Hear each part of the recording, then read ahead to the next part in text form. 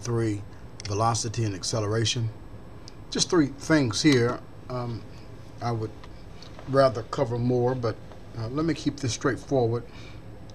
Three quantities from physics: velocity, acceleration, and speed.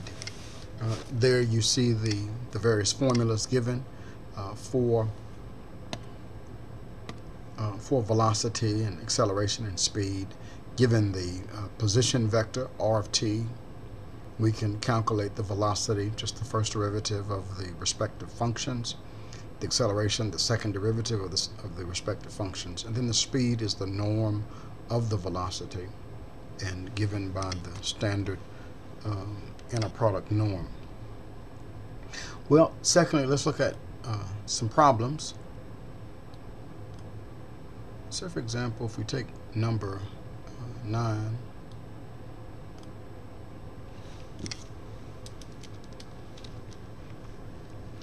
here we want to find the velocity, the acceleration, and the speed, and then evaluate that at the particular value for t.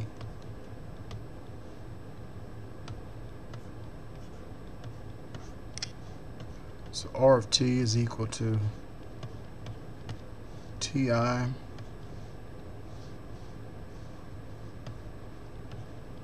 plus 5tj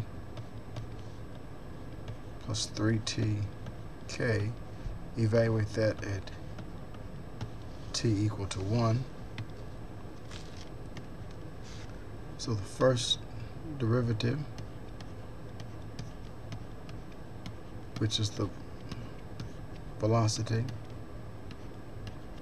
this is I plus 5j plus 3k.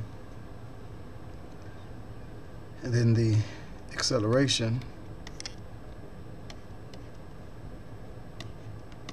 r double prime of t, just goes out to be 0. This is the same as the velocity evaluated at 1, since we have constants, and since the acceleration is 0, here for those constant terms, it doesn't matter what value of t, we still get 0. And then the speed is said to be the norm of the velocity. So this is the square root of 1 squared plus 5 squared plus 3 squared. So we get the square root of 35.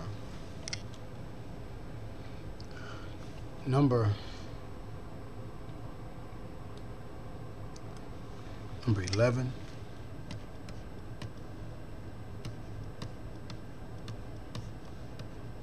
R of t is equal to ti plus t squared j plus 1 over 2 t squared k, and here t is evaluated at 4.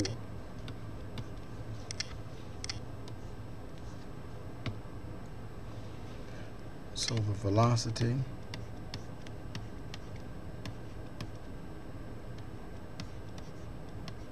first derivative, we get I plus 2tj plus 2 times a half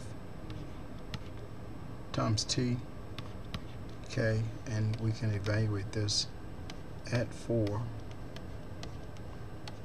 We get I plus 8j plus 4k. The acceleration, the second derivative of the path or position vector. So here we get 2j plus k, and it carries the same value even when you evaluate this quantity at any number, because the acceleration is a constant. This is the same as a of 4. Then what about the speed?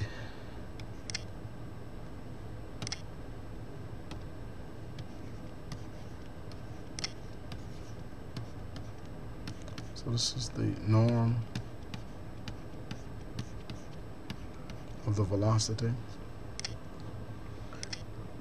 So this is going to be the square root of 1 plus the, not the square root, it's the square root then of 1 squared plus 2t squared, but we're looking for that value at t equal to 4, so it's 8 squared. Then plus 4 squared. So we have the square root of 1 plus 64 plus 16. So we get the square root of 81, or just 9.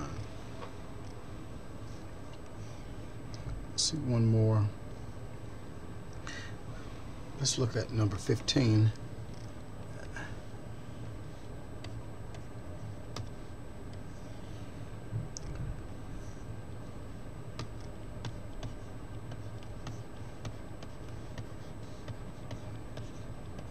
T comma 3 cosine t comma 3 sine t. Let's make sure we got that right. Yes. So the velocity 4 comma negative 3 sine t 3 cosine t. You just take the derivative straightforward. We are evaluating these terms at t equal to pi.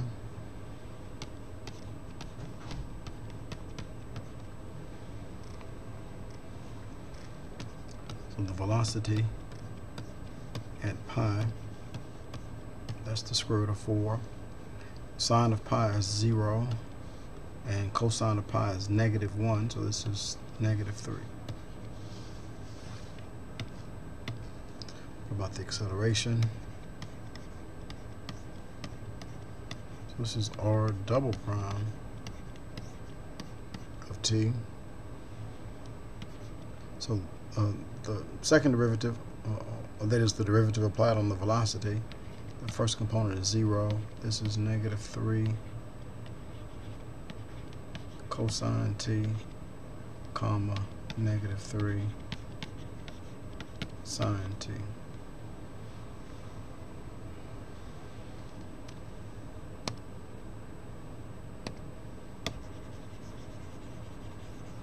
Looks like I'm writing up.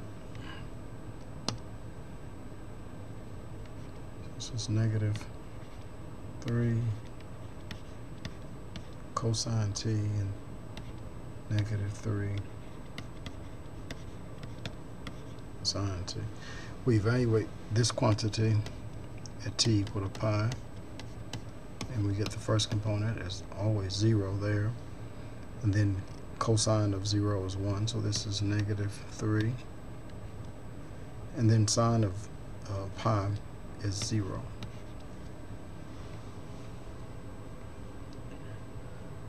And then what about the speed?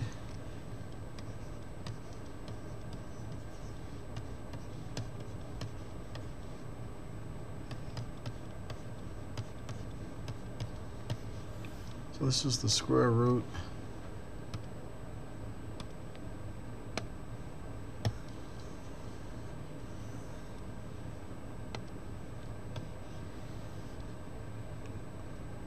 of 4 squared plus 0 squared plus the negative 3 squared. So we get the square root of 16 plus 9, and that's the square root of 25, and we just get 5. Well, I believe I'll just stop right there.